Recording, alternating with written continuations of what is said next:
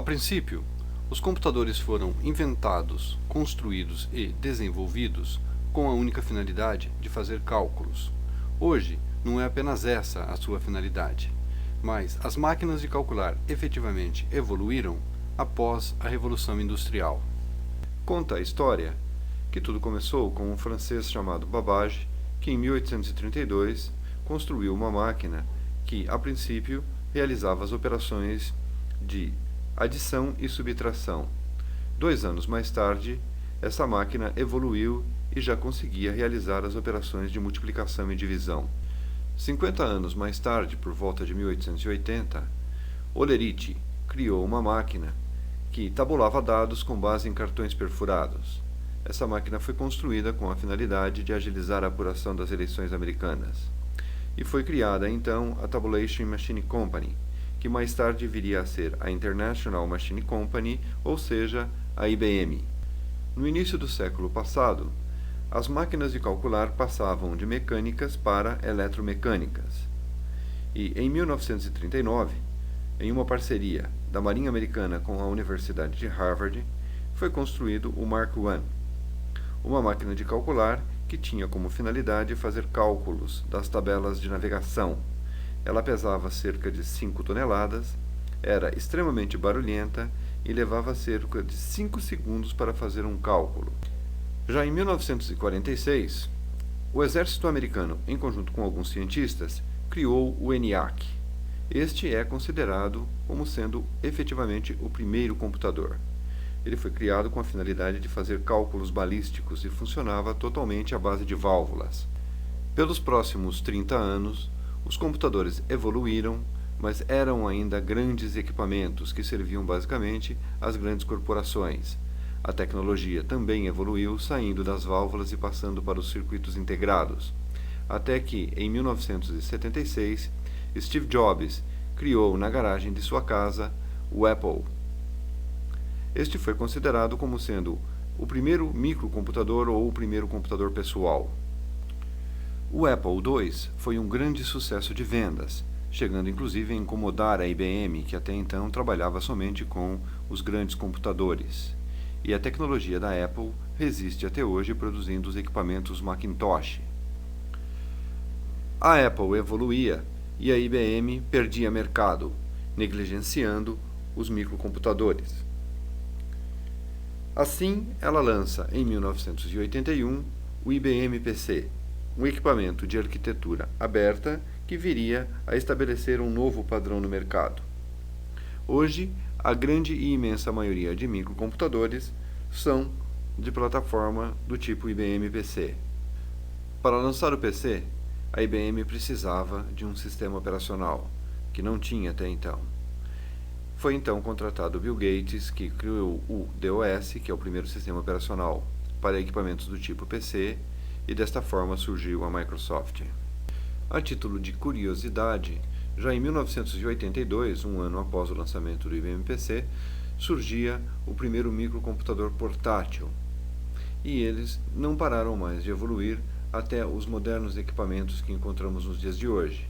É um desses equipamentos que estudaremos a sua montagem.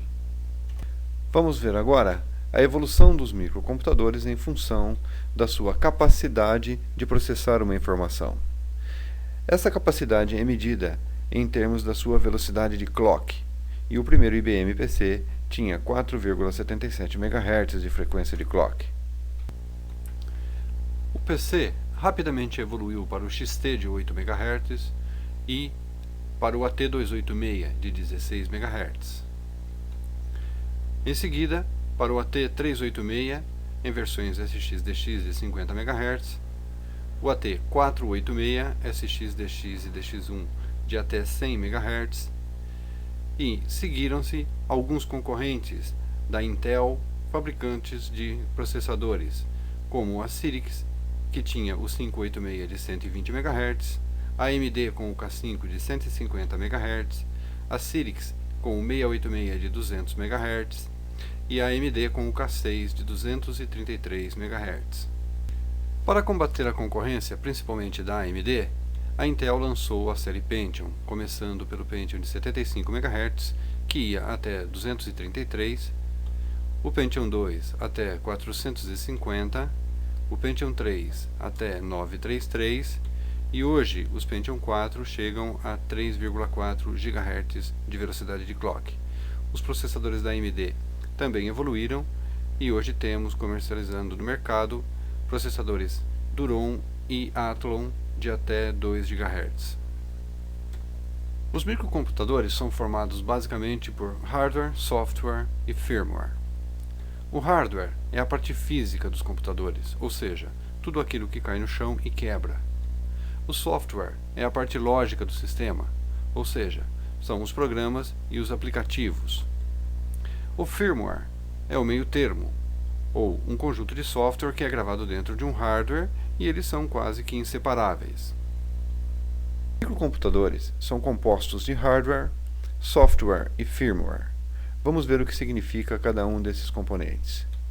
O hardware é a parte física do sistema, ou seja, para os mais leigos, diríamos que hardware é tudo aquilo que cai no chão e quebra. O software é a parte lógica do sistema, são os chamados programas e aplicativos. O firmware é um meio termo, ou seja, é um conjunto de porções de softwares que são gravados dentro de um hardware, sendo que eles são quase que inseparáveis. O firmware pode ser do tipo ROM, ou seja, uma memória de somente leitura, também conhecida como memória não volátil. Você mesmo desligando o microcomputador, essa memória não é perdida. Também pode ser do tipo PROM, que são memórias de leitura programável, ou EPROM, que são memórias de leitura apagável e programável. Neste capítulo veremos alguns componentes básicos necessários para a montagem de um microcomputador. O primeiro componente é o gabinete, que em sua parte frontal podemos ver as baias onde serão introduzidos alguns periféricos, o botão de liga e desliga, o botão de reset, os LEDs de power e de acesso ao Winchester. Quando você adquire um gabinete, virá acoplado a ele uma fonte, que para montarmos um computador de boa capacidade, basta que ela seja de no máximo 300 watts de potência. Na parte interna do gabinete, podemos ver as baias onde serão acoplados os periféricos, e esses espaços em diversas posições nos permitirão fixar com parafusos esses periféricos. O outro componente básico para a montagem do microcomputador é a placa-mãe, ou motherboard. Vamos analisá-la.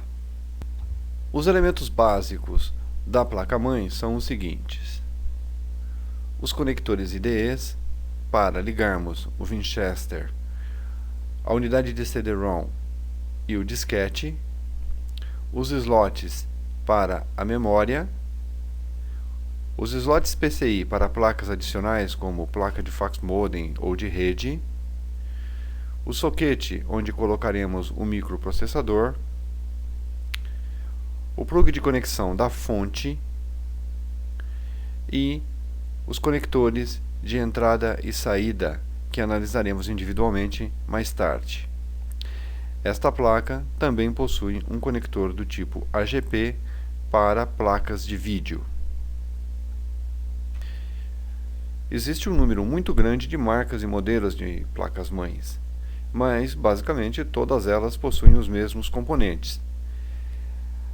É muito importante que você verifique a compatibilidade do gabinete com a placa-mãe que você está adquirindo, pois embora exista um padrão, pode existir incompatibilidade na hora de fixarmos a placa-mãe nesse gabinete.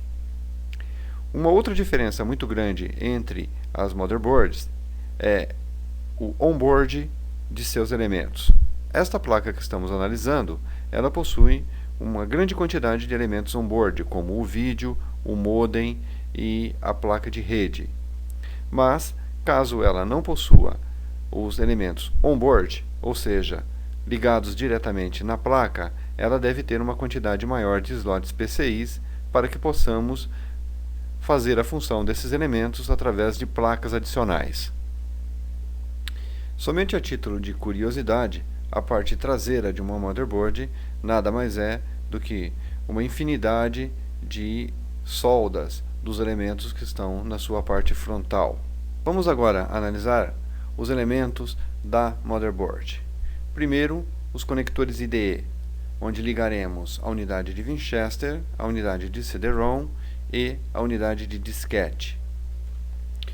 Os slots, onde colocaremos as placas de memória, e o soquete, onde fixaremos a CPU. É muito importante que exista uma compatibilidade entre o soquete que existe na sua motherboard e a CPU que você está adquirindo.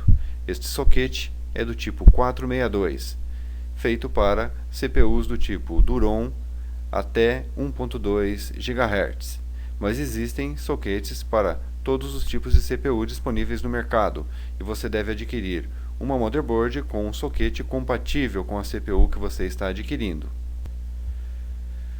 Também existem motherboards com slots do tipo PCI ou ISA, que são slots negros e maiores do que esses do tipo PCI. Os slots PCI serão utilizados para fixarmos placas adicionais nesse microcomputador, do tipo uma placa de fax modem, ou uma placa de rede, ou uma placa de som especial, caso você vá utilizar este microcomputador para tratar som. Caso você vá utilizar este microcomputador para tratamento de imagem, será necessária uma placa de vídeo um pouco mais sofisticada. Ela pode ser uma placa do tipo PCI ou AGP. Esta placa-mãe possui um slot AGP para fixação desse tipo de placa de vídeo. O outro componente básico para a montagem no microcomputador é obviamente a CPU. Trabalharemos neste treinamento com uma CPU do tipo AMD Duron de 950 MHz. Em sua parte inferior, podemos ver que a CPU possui uma infinidade de pinos que são exatamente compatíveis com os orifícios que existem no soquete para a sua fixação. Você pode verificar que o soquete possui dois cantos chanfrados para que possamos compatibilizar com o chanframento que existem na parte inferior da CPU, para que possamos saber exatamente qual é a posição de fixação dessa CPU no soquete. E finalmente, o último componente básico para a montagem do nosso microcomputador é a memória RAM. Esta é uma placa de memória RAM ou um pente de memória RAM de 128 MB, que será fixado no slot de forma que os dois orifícios da placa sejam compatíveis com estes dois pontos de fixação, de forma que possamos colocar esse pente de memória em sua exata posição no slot. Você pode verificar que o espaço à esquerda é menor, o central é médio e o à direita é maior, assim como o espaço que existe entre os pontos de fixação. Esta motherboard possui dois slots para pentes de memória RAM. Nós vamos utilizar somente um deles. O outro ficará disponível para uma futura expansão, onde poderemos colocar um outro pente de 128, expandindo nossa memória para 256 MB, ou mesmo um único de 256, ou dois de 256 compondo 512, ou um de 512. Vale lembrar que você deve verificar a especificação no manual da sua motherboard qual é o limite de memória que ela suporta, pois existe um limite para colocação de memória RAM no seu microcomputador. Neste capítulo veremos os periféricos necessários para a montagem de um microcomputador, sendo periféricos de armazenamento, periféricos de interação, ou seja, de entrada e saída, e as portas onde serão acoplados periféricos externos ao microcomputador. O primeiro periférico que veremos é o Winchester. Ele é um periférico de armazenamento de grande capacidade. Para um microcomputador de boa capacidade, basta que o Winchester seja de 10 ou 20 GB. Mas existem Winchesters de capacidade maior. Caso você venha a trabalhar com som ou com imagem, é necessário que você tenha um Winchester de maior capacidade, de 40 ou de 80 GB. porque arquivos de som e de imagem ocupam uma grande área de armazenamento.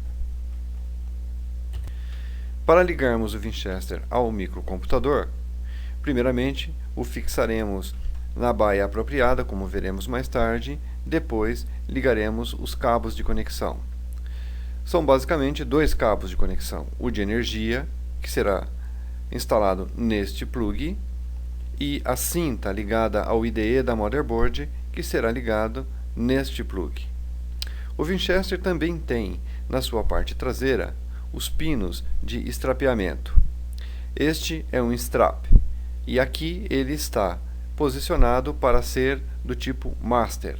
Você pode ter dois Winchesters no seu microcomputador.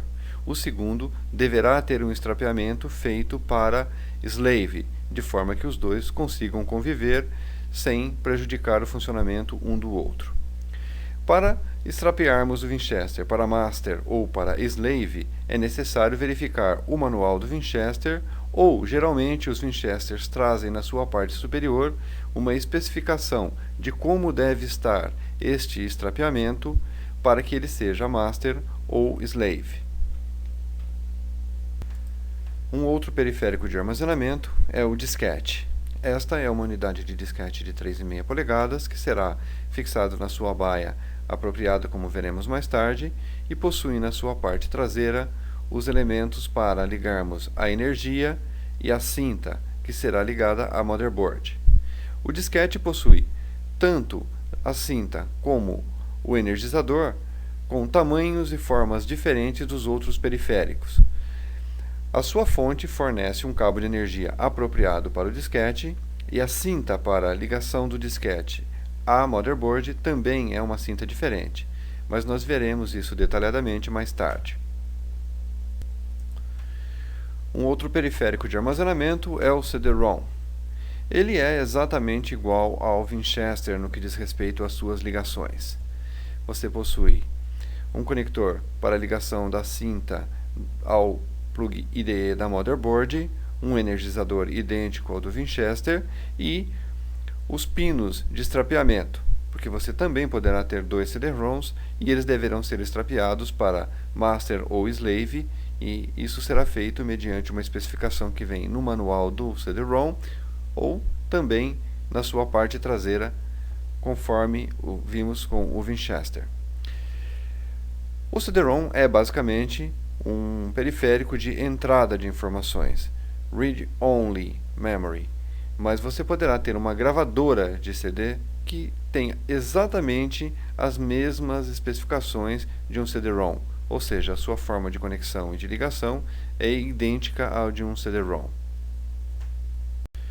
O CD-ROM possui ainda dois outros conectores para ligação direta da unidade à motherboard, para reprodução de CDs de áudio, por exemplo, com melhor qualidade. Se você utilizar um software do tipo Media Player 9, a reprodução de som será feita através da cinta de comunicação de dados e não será necessária a instalação deste cabo de ligação direta.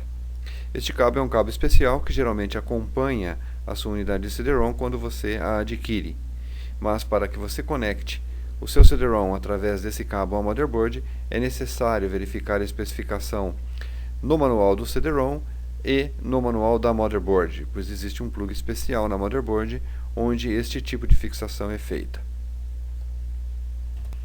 Passando agora dos periféricos de armazenamento para os periféricos de interação, temos o mouse. Este é do tipo PS2 com um conector mini-DIN. Também é necessário verificar a compatibilidade do plug que existe na sua motherboard para a entrada do mouse e o tipo de mouse que você vai comprar. Existem mouses seriais, mouses PS2 e outros tipos de mouse que você pode ligar com conectores DIN do tipo grande. O teclado também tem vários plugs de conexão e também devem existir compatibilidade entre o tipo de conexão que o teclado tem com a sua motherboard. Também existem vários tipos de teclado. Este é um tipo ABNT2, de fácil identificação. Ele tem um C cedilha, e isto é compatível com o ABNT2. O monitor é o periférico de interação que nos permite ver o que ocorre com o microcomputador. Ele possui dois cabos, um de dados, que será ligado no conector VGA do microcomputador, e o cabo de energia. As caixas de som, que também possuem dois cabos, o de energia e o cabo de dados, que será fixado no plug da motherboard, conforme veremos mais tarde. Passando agora dos periféricos de interação para os outros periféricos, temos primeiramente a impressora. Ela também possui dois cabos, o de energia e o de dados. Esta é uma impressora que possui um cabo de dados do tipo USB, mas o cabo de dados da impressora poderá ser do tipo serial ou paralelo. Geralmente, as motherboards modernas possuem os três tipos de conectores, o serial, o paralelo e o USB. Um outro periférico que você poderá ligar ao seu microcomputador é o scanner, que é utilizado para captura e digitalização de imagens.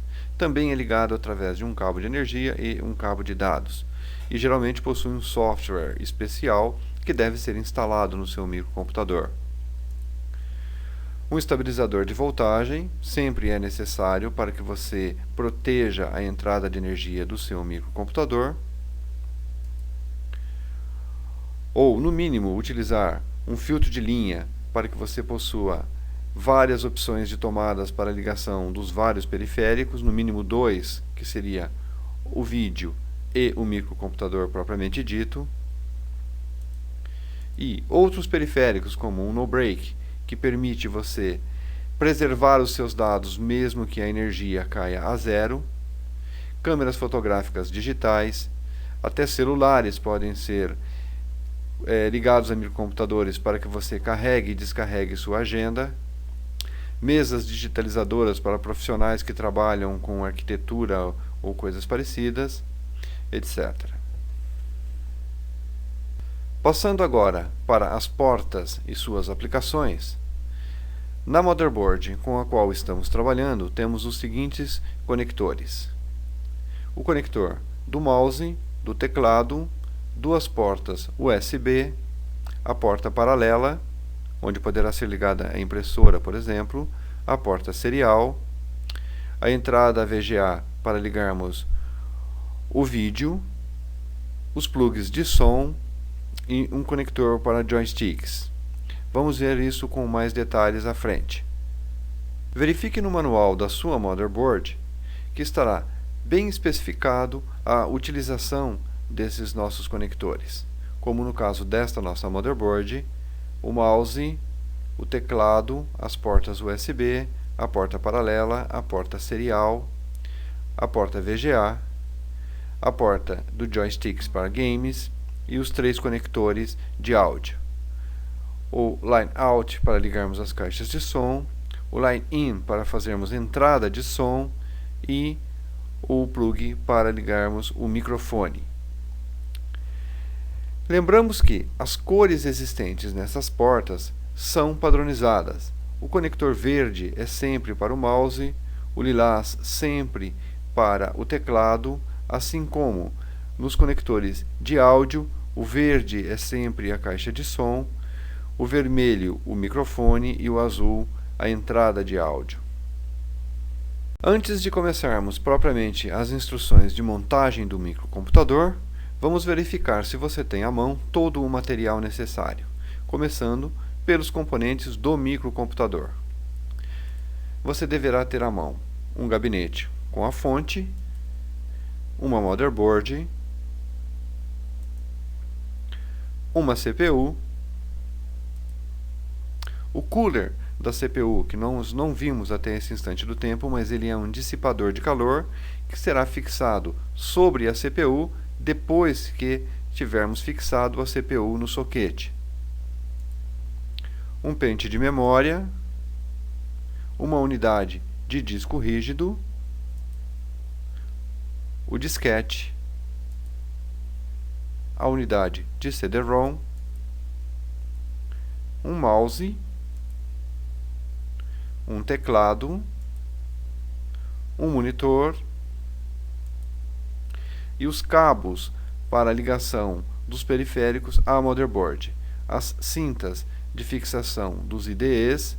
Esta é a cinta para fixação da unidade de disquete, que é uma cinta mais estreita e possui uma inversão dos canais em uma de suas extremidades, e os cabos de ligação de energia e de dados do monitor e da CPU. Com estes 12 elementos, já teremos condições de iniciarmos a montagem de um microcomputador.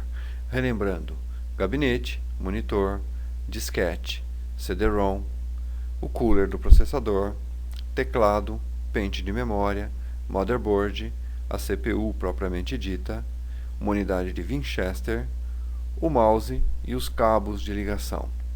Se você não tiver à mão um Winchester e uma unidade de CD-ROM, mesmo assim será possível montarmos um microcomputador de forma que ele funcione, mas a sua capacidade estará extremamente reduzida. Além destes componentes, podemos ampliar a capacidade do microcomputador da seguinte forma: utilizando uma placa de fax modem para acessos externos via telefone, como por exemplo ligação com a internet. Esta placa será ligada num dos slots PCI existentes no nosso microcomputador. Uma placa de som, caso tenhamos necessidade de ampliar a capacidade de som desse microcomputador. Ela também será ligada no slot PCI e, para isso, teremos que desativar a unidade de som on-board.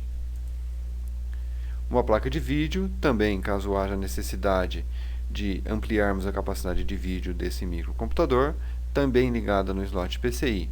E, da mesma forma, deverá ser desabilitada a unidade de vídeo on-board. Também precisaremos de um filtro de linha ou de um estabilizador de tensão, no mínimo para termos mais opções de tomada para ligarmos o monitor de vídeo e a fonte da CPU. As caixas de som para verificarmos os efeitos sonoros do microcomputador que montaremos, e poderemos ter também um microfone para fazermos entrada de som ou gravação de som. A placa de rede, que é do tipo também PCI, será utilizada somente caso você tenha necessidade de interligar esse microcomputador a outros computadores, ou se você pretende utilizar uma conexão com a internet do tipo rápido, como o Speed, por exemplo.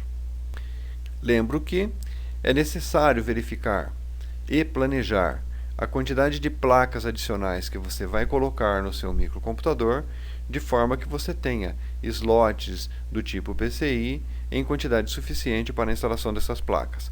No caso da motherboard com a qual estamos trabalhando, possuímos 3 slots PCI. Portanto, teremos capacidade para a instalação apenas de 3 placas adicionais.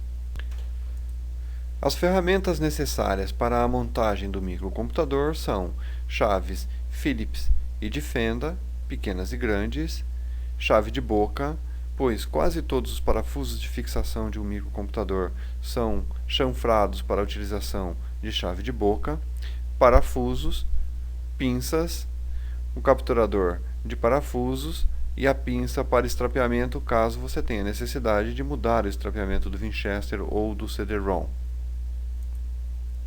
Uma lente, pois algumas especificações que virão escritas nos próprios componentes do microcomputador são escritos em um tamanho muito pequeno, e a lente de aumento talvez seja necessária para que você visualize, por exemplo, uma especificação de estrapeamento de um Winchester ou de uma unidade de CD-ROM. Esta chave possui um canto dobrado para a fixação do cooler, como veremos mais tarde, que é uma das partes mais importantes e que deve ter maior cuidado na hora de montar o microcomputador, pois uma má instalação do cooler pode danificar a CPU, que é um dos elementos mais caros que você tem na montagem do seu microcomputador. Esta chave não é exatamente necessária, mas é conveniente que você tenha um elemento desse tipo para que você tenha facilidade para a instalação do cooler. Existem estojos que possuem todas essas ferramentas em um único conjunto. Os parafusos nem sempre acompanham esses estojos e devem ser adquiridos separadamente. Você pode adquirir esses estojos de ferramentas para montagem de microcomputadores nas mesmas lojas especializadas onde você vai adquirir a motherboard, o gabinete e os outros componentes dos quais falamos anteriormente. Vamos ver agora alguns cuidados que você deve ter durante a montagem do microcomputador. Muito cuidado com a eletricidade estática. O nosso corpo armazena eletricidade estática e se você colocar a mão diretamente sobre um microchip ou um componente qualquer da motherboard, poderá danificá-lo. Pegue sempre as placas pelas suas bordas e não coloque diretamente a mão sobre os componentes dessa placa. A tensão de entrada é uma mera verificação se a sua fonte de alimentação está chaveada para 110 ou 220 volts versus a rede de alimentação onde você ligará esse microcomputador. Muito cuidado durante a instalação do cooler sobre a CPU. Uma má instalação do cooler pode danificar a CPU, que é um dos componentes mais caros que temos em um microcomputador. A fonte de alimentação deve ser dimensionada para que tenha capacidade de alimentar todos os elementos que você pretende instalar no seu microcomputador. Como já dissemos anteriormente, uma fonte de 300 watts é suficiente para a montagem de um microcomputador de uma boa capacidade de processamento. Também tenha muito cuidado com o posicionamento dos cabos de energia e dos cabos de dados. Como veremos mais tarde, esses cabos possuem dispositivos que não nos permite instalá-los de forma invertida, mas uma instalação forçada poderá ser feita e isto poderá danificar o componente no qual esse cabo está sendo ligado. Neste capítulo, iniciaremos a montagem propriamente dita e começaremos com a instalação da placa-mãe, ou motherboard. Vamos começar com a abertura do gabinete. Geralmente, o gabinete ele tem as suas laterais e o seu parte superior fixada com 4 parafusos. Retirando os parafusos com uma chave de boca, você vai tirar a cobertura do gabinete. Existem gabinetes em que a parte superior permanecerá fixa e somente as duas laterais serão retiradas. O gabinete possui em uma de suas laterais uma chapa onde será fixada a motherboard. Ela é fixada com 2 parafusos que também poderão ser retirados com uma chave de boca. Você deve puxar essa chapa de forma contrária ao ponto em que é fixada ao gabinete e deitá-la de forma que ela fique perpendicular ao gabinete. A chapa de fixação da motherboard possui orifícios para que coloquemos os parafusos em diversos modelos de motherboard. Você deve colocar a sua motherboard sobre a chapa e marcar os pontos de fixação com um lápis ou uma caneta, por exemplo, de forma que você consiga colocar os plugs plásticos que mantêm a motherboard distante da chapa e os pinos para fixação dos parafusos, propriamente dito. Nestes pontos não serão colocados parafusos. Somente um plug plástico permite manter a distância entre a motherboard e a chapa. Tendo sido colocados os plugs plásticos nos locais marcados e os conectores para fixação dos parafusos, você deve fixar a motherboard primeiramente nos pinos plásticos e posteriormente parafusando nos pontos em que você colocou os plugs de fixação dos parafusos. Com a motherboard fixada, mas ainda deitada perpendicular ao gabinete, devemos fazer a instalação dos LEDs de controle. Os LEDs de controle serão ligados em uma parte específica da motherboard, e isto somente é possível com a especificação que existe no manual da motherboard, para sabermos exatamente em que pinos ligaremos que tipo de conectores. Os conectores dos LEDs e dos botões de controle, eles virão com o seu gabinete e serão colocados nos pinos seguindo a especificação do manual da motherboard, de forma que todos os botões funcionem e todos os LEDs funcionem adequadamente. Vamos ver a especificação da motherboard com a qual estamos trabalhando. O manual da motherboard normalmente é bem específico sobre a posição nessa motherboard onde estão os pinos para a colocação dos cabos de controle, em que pinos cada um desses conectores deve ser fixado e o que significa cada um desses conectores. Os gabinetes normalmente oferecem 5 tipos de conectores de controle.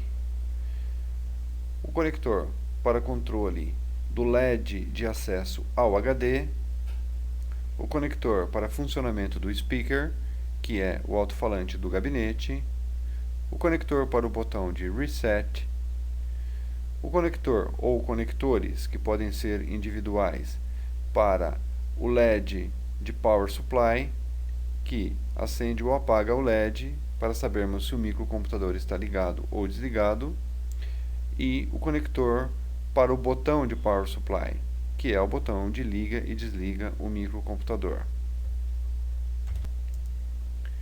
A posição dos plugs também é importante, embora um plug colocado de forma invertida não causará problemas ao microcomputador. Simplesmente o LED ou o botão deixará de funcionar. Esse 1 é o pino 1 que deve ser compatível com a posição 1 do conector. Isso possibilitará que o plug seja colocado nos pinos na posição correta. Neste capítulo, veremos uma das partes mais importantes da montagem de um microcomputador, que é a instalação da CPU.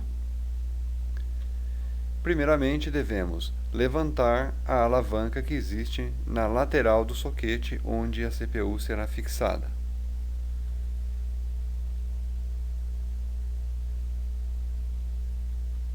Depois, colocaremos a CPU observando o chanfreamento que existe em seus cantos, de forma que ela seja colocada exatamente na posição de chanfreamento existente no soquete.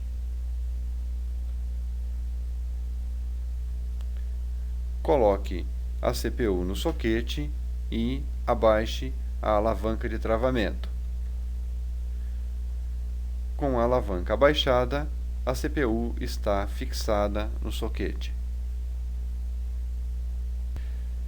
No passo 2, nós deveremos colocar sobre a CPU a pasta de silicone.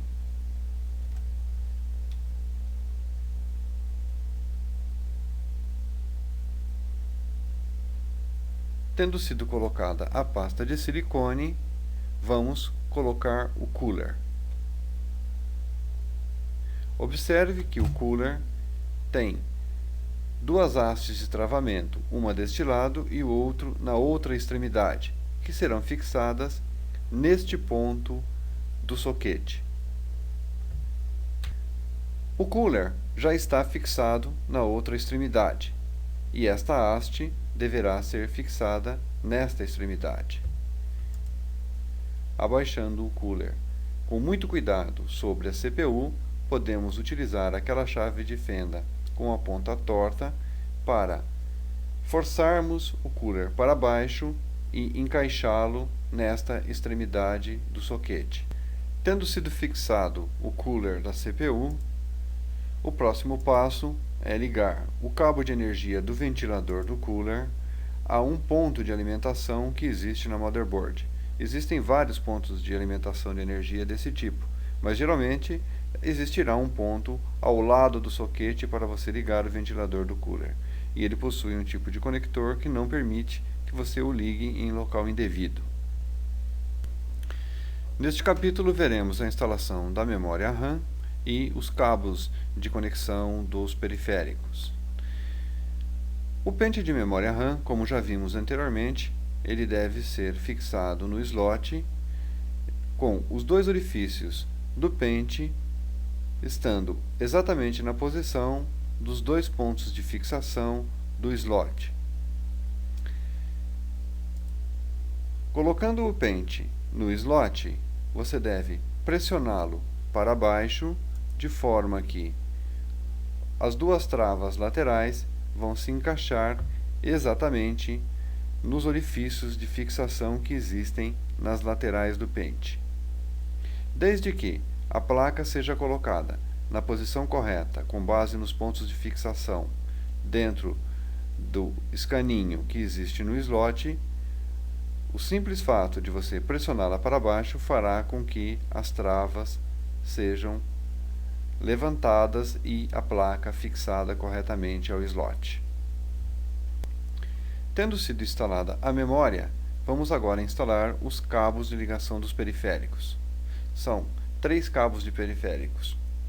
O IDE 1, onde será ligado o Winchester, o IDE 2, o CD-ROM, a unidade de disquete e o cabo de energia da fonte. Estes são os 3 cabos que utilizaremos para ligar os periféricos. São 2 cabos IDE e o cabo do disquete, que, como eu já disse anteriormente, é um cabo especial, mais estreito e com alguns canais invertidos em uma das extremidades. Ligaremos os 2 IDEs aos IDEs do Winchester e do CD-ROM e o cabo do disquete ao conector do disquete. Esses cabos possuem um plug de travamento em uma de suas extremidades, de forma que não será possível colocá-los de forma invertida, mas você pode ver que basicamente a posição dos cabos é a mesma nos 3 conectores. Tendo sido ligados os cabos, eles estão separados e poderemos iniciar o fechamento do gabinete. O conector da fonte também possui uma trava de controle que não permite que ele seja instalado de forma invertida. Neste capítulo faremos a fixação da motherboard ao gabinete e instalaremos os periféricos. Primeiramente, colocaremos a chapa onde os conectores da motherboard estarão disponíveis para conexão de periféricos e fixaremos essa chapa ao gabinete, de forma que os orifícios estarão abertos e, levantando a motherboard para fixá-la ao gabinete, todos os plugs estarão exatamente nas posições de orifícios da chapa que foi fixada ao gabinete. Em seguida, parafusamos a chapa ao gabinete para fixarmos a motherboard de forma que todos os cabos estarão disponíveis para a utilização e instalação dos periféricos e a motherboard fixada na chapa e a chapa fixada ao gabinete. Tendo sido completado a fixação da motherboard ao gabinete, o próximo passo será a instalação dos periféricos, e o primeiro deles é o disco rígido. Ele é colocado em uma das baias menores, onde ele se encaixa perfeitamente, e o orifício de fixação do parafuso deve ser compatível com os orifícios da baia. O disquete é colocado pela parte frontal do gabinete, retirando uma das plaquinhas plásticas que existe no gabinete, colocando-se a unidade de disquete de fora para dentro e, da mesma forma que o Winchester, compatibilizando os orifícios de fixação com os orifícios da baia, a unidade de disquete será fixada com um parafuso. É importante ressaltar que o parafuso deve ser colocado dos 2 lados do gabinete e os orifícios da baia e da unidade que está sendo fixada são compatíveis dos 2 lados. Fixada a unidade de disquete, o próximo passo será a fixação da unidade de CD-ROM. Primeiramente, retiramos uma das portinholas plásticas grandes do gabinete, colocamos a unidade de CD-ROM da mesma forma que o disquete, ou seja, de fora para dentro, e a fixamos no gabinete, compatibilizando o orifício da baia com o orifício de entrada de parafuso da unidade de CD-ROM, também dos dois lados do gabinete. Tendo sido fixados ao gabinete os três periféricos, o próximo passo é colocar o plug de energização do disquete, que, como já falamos anteriormente, é um plug diferenciado oferecido pela fonte do gabinete. O plug de energia do Winchester e o plug de energia do CD-ROM. Esses plugs de energia possuem cantoneiras arredondadas, de forma que não é possível colocá-los de forma invertida, pois isso causaria um dano irreparável ao periférico. Em seguida, vamos conectar os cabos de dados. Os cabos de dados possuem uma tarja vermelha no pino 1, que geralmente fica do lado do energizador. Isto não é efetivamente um padrão, mas geralmente esses cabos possuem essa especificação. A fita vermelha do cabo de dados deve estar do lado do energizador. No caso do disquete, é fácil verificar a posição em que o cabo de dados será ligado. No caso do Winchester, ele está do lado invertido e, desta forma, a tarja vermelha deverá ficar sempre do lado do plug de energização. Assim como na unidade de CD-ROM, ele será colocado também do lado do energizador. Tendo sido ligado todos os cabos de energia e todos os cabos de dados, temos o nosso microcomputador praticamente montado. Neste capítulo, veremos a instalação das placas adicionais, o fechamento do gabinete e a instalação dos periféricos externos. Nós instalaremos uma placa de fax modem e uma placa de redes nos slots PCI e fecharemos os orifícios da traseira do gabinete com essas chapas de fechamento de orifícios não utilizados. Note que estas placas possuem saliências que se encaixam perfeitamente no slot PCI. Nós instalaremos uma placa de fax modem e uma placa de rede nesses slots. A placa de fax modem é instalada colocando-a no slot PCI de forma que aquela saliência existente seja compatível com este encaixe que não permite que ela seja colocada em outra posição. Tendo sido colocada no escaninho, basta pressioná-la para baixo e ela se encaixará perfeitamente. A sua haste de metal deve ser encaixada na extremidade do gabinete de forma que a posição de fixação do parafuso fique perfeitamente no local disponível para isso. Em seguida, fixamos a placa de rede exatamente da mesma forma que o fax modem. Em seguida, utilizamos as hastes adicionais para tapar esses espaços vazios que não estão sendo utilizados, também fixando-as com parafuso, de forma que a parte traseira do teu gabinete ficará com a placa de fax modem, a placa de rede e todos os buracos que não estão sendo utilizados, protegidos para a entrada de poeira e sujeira dentro do gabinete. Tendo sido colocadas as placas, todos os periféricos, cabos conectados, o próximo passo é encaixar a tampa do gabinete e fixá-la com parafusos. O próximo passo será a instalação dos periféricos externos. Caixa de som, plug verde dos conectores de som, conforme já falamos anteriormente. A impressora na porta paralela.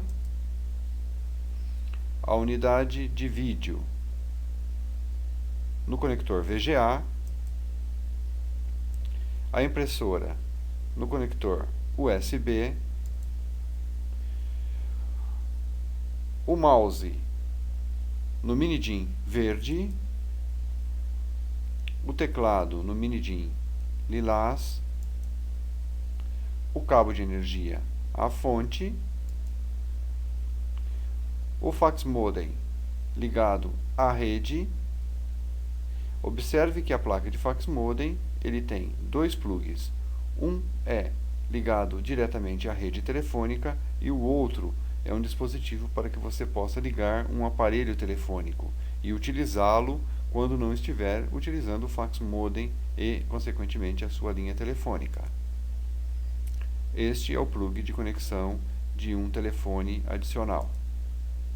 Um cabo de rede, que é muito parecido com o plug do fax modem, mas não se encaixam e você não terá como ligar um cabo de rede a uma placa de fax modem ou vice-versa, pois esses cabos não se encaixam nessas condições. E finalmente, a instalação do microfone. E assim completamos a instalação de todos os periféricos externos do nosso microcomputador. Microcomputador montado. Se tudo foi feito corretamente, se você ligá-lo à tomada e apertar o botão de power, o microcomputador ligará. E você poderá ver como primeira tela exposta no seu monitor a tela de abertura de inicialização de um microcomputador. Vamos analisar as informações disponíveis nesta tela. Ela é uma BIOS American Megatrends. O nosso processador é um AMD Duron de 950 MHz. Temos um suplemento de energia do tipo ATX. Ele está checando a memória, das quais 32 MB está compartilhada provavelmente com a placa de vídeo. E se eu apertar a tecla Del, eu vou entrar no setup. E é isto que devemos fazer. Pressionar a tecla Del para entrarmos no setup e parametrizarmos o microcomputador. Fazer com que as suas configurações estejam compatíveis com aquilo que queremos dele. Esta é a tela de setup padrão, onde temos como primeira opção o setup da CMOS. Aqui embaixo nós temos um breve help de quais são as teclas de navegação dentro de um setup. O Escape, ele sai da configuração. O F6 já me leva direto para os valores ótimos. O F7 me leva direto para os valores de melhor performance. O F10 salva e sai do setup. E o F5 restaura velhos valores. O Shift F2 troca a cor. Vamos ver como é a parte interna da Standard CMOS Setup. Dentro do Standard CMOS Setup, eu posso mudar a data do meu relógio interno do meu microcomputador, assim como a hora. E vou colocar em automático o primeiro master, o primeiro slave, o segundo master e o segundo slave. No nosso caso, nós instalamos como primeiro master o Winchester e como segundo master a unidade de CD-ROM. Eu tenho também uma unidade de disquete de 1.44 e 3,5 polegadas ativo e vamos ver isso na segunda tela. O primeiro master é um Winchester de 20 MB e o segundo master o CD-ROM. Lembro que, como dissemos anteriormente, é conveniente manter todos os conectores IDEs em automático, de forma que quando você ligar o seu microcomputador, ele se encarregará de procurar qual é o periférico que está instalado nesses IDEs. Passando agora à segunda opção de setup, temos o Advanced Setup. Dentro dele temos as seguintes opções. A primeira delas é fazer com que o nosso boot, ou seja, a nossa inicialização do microcomputador, seja rápido ou não. Você pode fazer isso alternando entre habilitado ou não habilitado a opção Quick Boot. Você faz a mudança de habilitado para não habilitado utilizando este menu de opções, ou seja, A tecla Page Up, Page Down modifica o conteúdo do item que está em highlight, que está amarelado.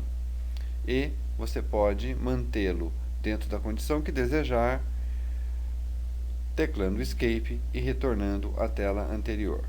Vamos ver as outras opções que temos dentro do Advanced Setup.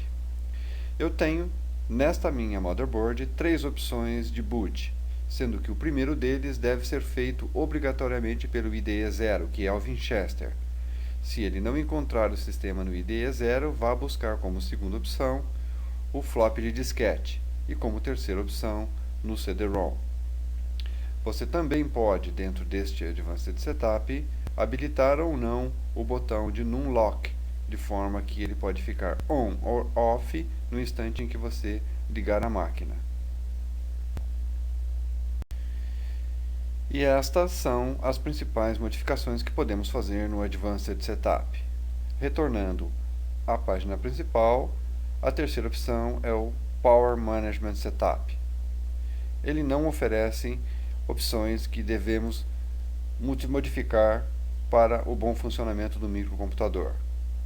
Você pode analisá-las individualmente, mas vai verificar que aqui não existem opções que possam ser modificadas de forma que você melhore ou desabilite ou possibilite não utilizar algum equipamento dentro do seu microcomputador.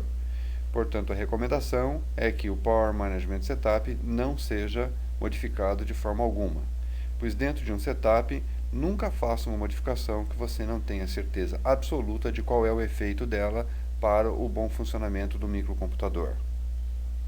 A próxima opção é o PCI Plug and Play Setup, onde eu posso modificar a quantidade de memória que será compartilhada.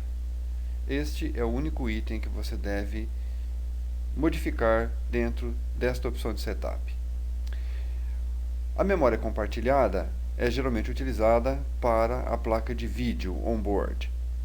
Normalmente, quando você coloca uma placa individual de vídeo no slot PCI, ela possui memória própria e a memória compartilhada não será utilizada. A opção de carregar o setup ótimo e o setup de melhor performance, elas não devem ser utilizadas, porque isso vai desconfigurar totalmente todas as outras opções que nós modificamos anteriormente. Dentro das características de setup, nós poderemos configurar o nosso microcomputador habilitando ou desabilitando alguns dispositivos que estamos utilizando placas ligadas aos slots PCI. Por exemplo, eu posso desabilitar o som on-board para instalar uma placa de som no slot PCI, ou desabilitar o modem ou a placa de rede. Na opção CPU PNP Setup, eu posso verificar que o meu CPU é um Duron 950 MHz e tem uma frequência de memória de 100 MHz. Existem memórias com frequência de 133 MHz. E existem placas motherboards que suportam tanto as memórias de 100 como de 133. Nessas condições, você deve vir até o setup e modificar as condições da memória. Geralmente, as memórias são compatíveis com a motherboard de forma que você não tenha que fazer essa modificação, assim como compatível com a CPU. Na opção Hardware Monitor, você poderá ver as condições de trabalho do seu equipamento. Nada aqui poderá ser modificado, mas as informações que aqui constam são extremamente úteis, como a temperatura em que a sua CPU está trabalhando, a velocidade em que o ventilador do cooler está girando, e se ele parar, a CPU irá esquentar e a máquina vai parar de funcionar. Então, esta é uma forma de você verificar se qualquer problema ocorrido com a máquina está relacionado ao não funcionamento do fan do cooler ou se a temperatura da máquina está subindo de forma exagerada. Na opção Change Password, você poderá colocar uma senha para que pessoas não autorizadas liguem ou desliguem o seu equipamento, assim como tenham acesso ao setup do seu equipamento. Se você colocar uma password nesta opção do setup, toda vez que você ligar o equipamento, ele só entrará em funcionamento quando fornecida a password correta para esse fim. E na última opção do nosso setup temos o exit, que você poderá sair do setup salvando ou não as modificações que foram feitas. Se você teclar yes, ele sairá do setup salvando as modificações efetuadas. Se teclar um no, um N de no, ele sairá do setup sem salvar as modificações, ou seja, mantendo todas as condições de setup que existiam anteriormente.